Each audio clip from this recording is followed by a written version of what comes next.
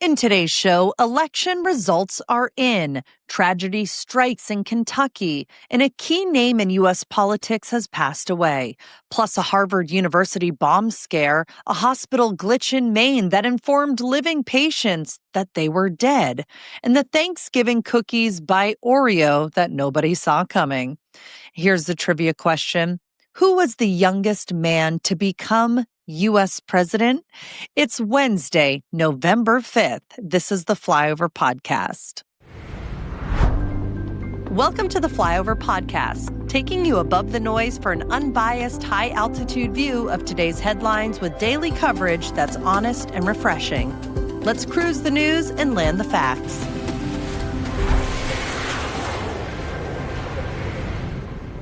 Hi, everyone, and welcome back to the Flyover Podcast. It's a busy day, especially if you were up late following election results. Go ahead, grab that extra cup of coffee, because I've got all the latest updates from some of the biggest races across the country.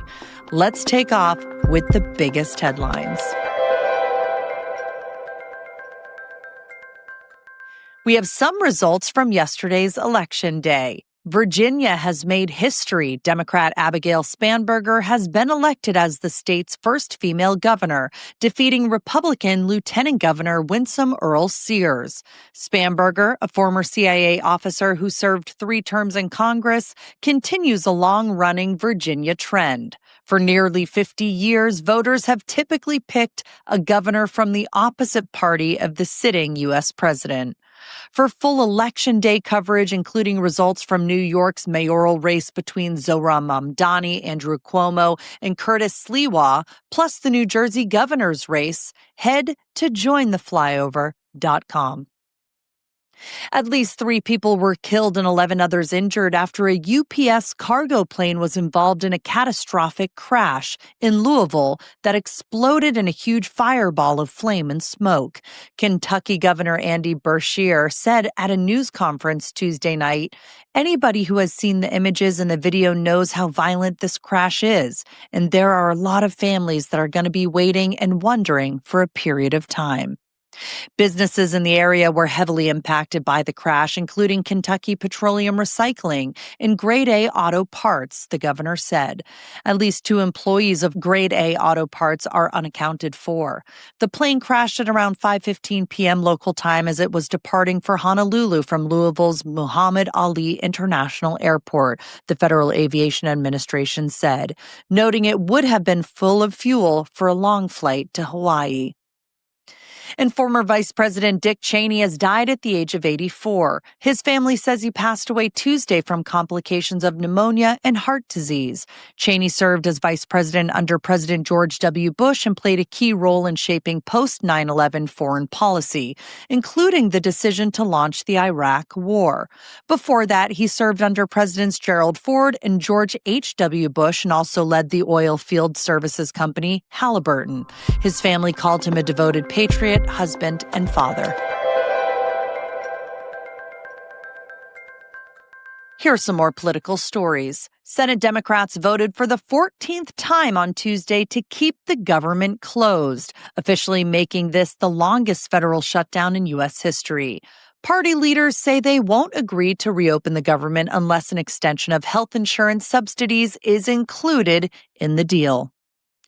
At the White House, officials clarified that the administration is complying with a federal court order to release emergency funds for the Supplemental Nutrition Assistance Program, which provides food benefits for millions of Americans. That clarification came after President Trump's earlier remarks suggested he might withhold the money, causing some confusion about the administration's position.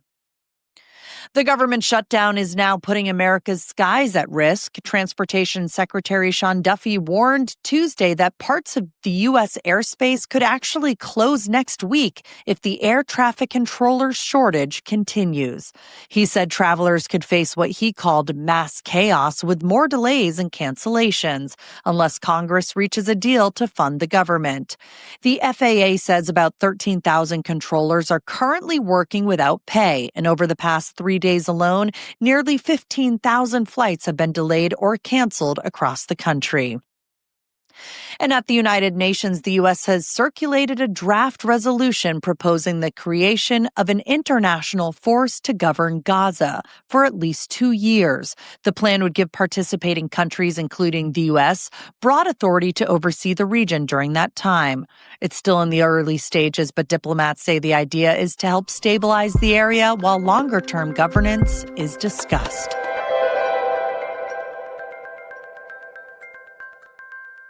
Here are some podcast extra stories for listeners of the podcast that you won't find in our email edition.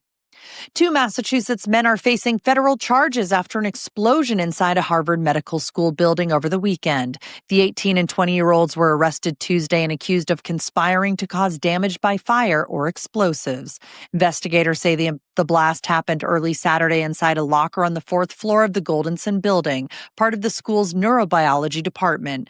No one was hurt and the building wasn't structurally damaged. Surveillance footage and witness accounts reportedly tied the men to the scene, where they allegedly set off a Roman candle and a cherry bomb. In the state of Maine, the state's largest healthcare provider, Maine Health, says it accidentally mailed out death notices for more than 500 living patients.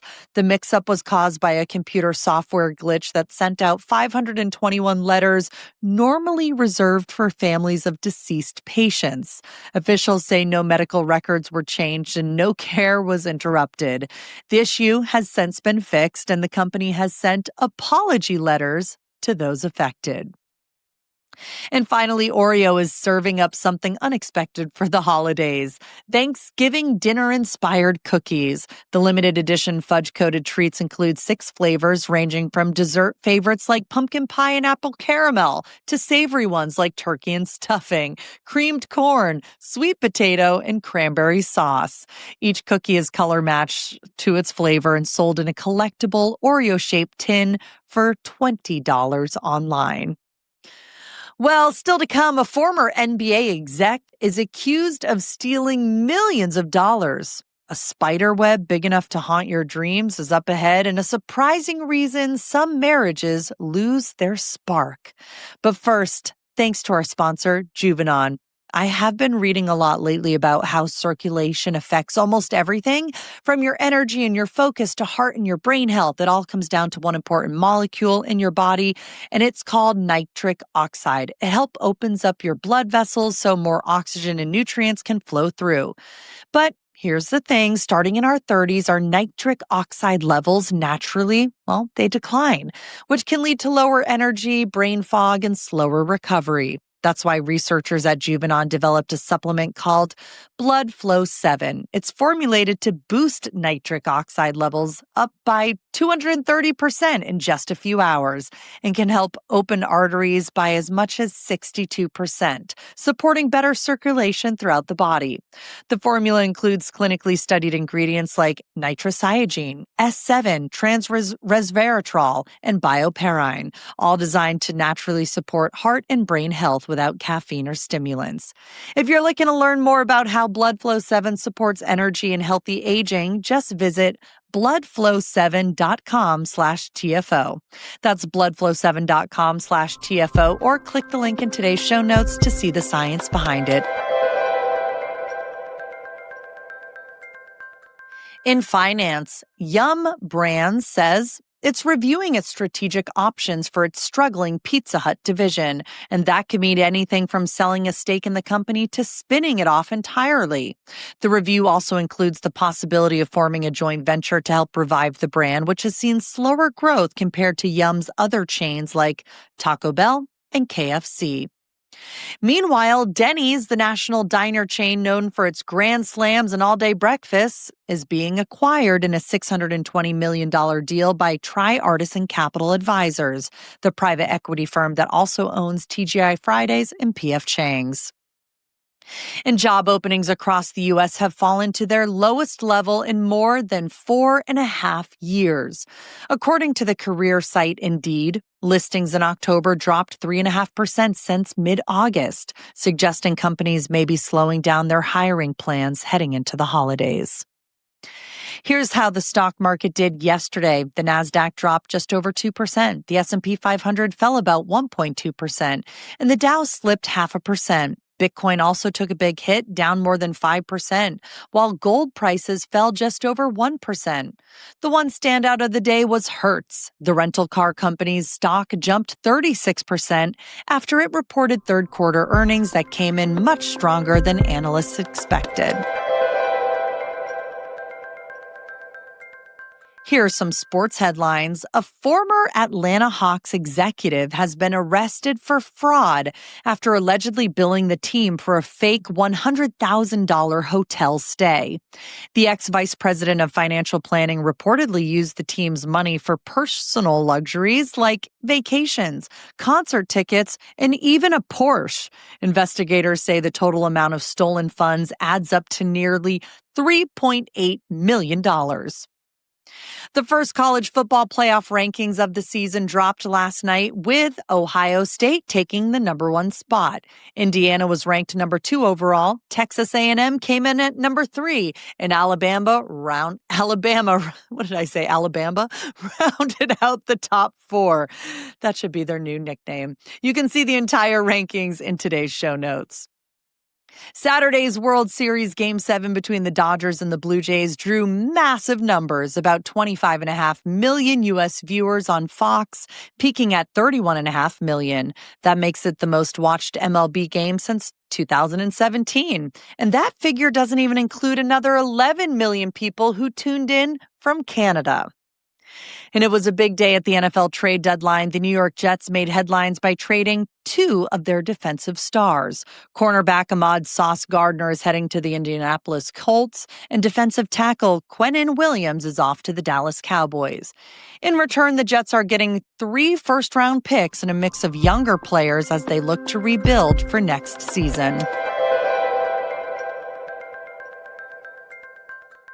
In science and tech, scientists have discovered what they're calling the world's largest spider web, and it's straight out of a horror movie. The massive web was found deep inside a dark sulfur cave along the Greece-Albania border, and it's home to roughly 111,000 spiders, and probably counting.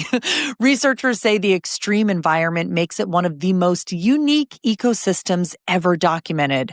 If you're not scared to look, there's a link to see it in today's show notes. It's pretty wild. There's also a poll question about spiders in just a couple of minutes, so don't go anywhere. And astronomers have captured the most powerful black hole flare ever observed, a cosmic explosion that shone with the brightness of about 10 trillion suns.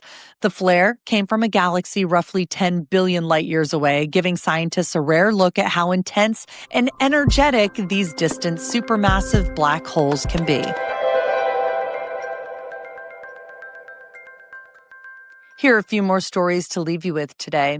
A Pennsylvania family is putting a new twist on Thanksgiving by skipping the couch and the football altogether. Instead, they've started their own outdoor tradition, setting up a canvas teepee, catching trout by hand, and even serving up muskrat stew. They say it's all about getting back to nature and spending the holiday unplugged. Next, according to a psychologist featured in Forbes, there's one key reason many wives say they lose interest in their husbands. Are you ready for it? They stop feeling respected. Over time, habits like dismissing their input, ignoring concerns, or failing to follow through on commitments erode that sense of respect, and it can quietly shift from feelings of attraction to resentment. The therapist points out that small daily actions matter more than grand gestures, and rebuilding respect starts with simple behaviors like validating your partner's voice and acting on promises. And over in China, a 4-year-old lion named Corgi is going viral for its adorably short legs and playful house cat-like behavior. And you'll understand why it's called Corgi when you look at the link in the show notes, but I just want to say, this lion was once bullied by other lions, and he now lives solo. Visitors can't get enough of his goofy, camera-ready charm. He is very cute.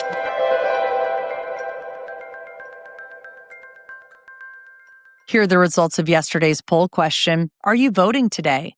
34% said no. 31% said already did.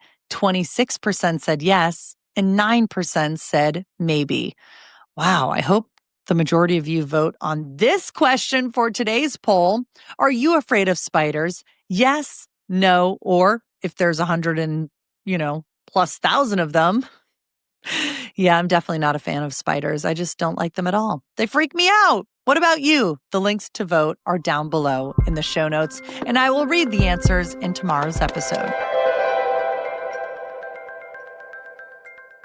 All right. Who was the youngest man to become U.S. president? That was Teddy Roosevelt. He became the youngest president in U.S. history in 1901, following the assassination of President William McKinley. Roosevelt was 42 years and 10 months old when he took office. The youngest person ever elected president was John F. Kennedy, who was 43 years and 7 months old when he took the oath of office in 1961. That is all for today's Flyover podcast. Thanksgiving, I can't believe I'm saying this, but it is just around the corner and we're feeling a little nostalgic. So, do you have a favorite Thanksgiving memory, sweet, funny, or unexpected that you would like to share? I'm going to give you an email. Just write it down and respond with your story, plus your first name and city, and we may feature it in our holiday edition. The email is news@editor.jointheflyover.com. I will be back tomorrow with more headlines. Until then, thanks for flying with us.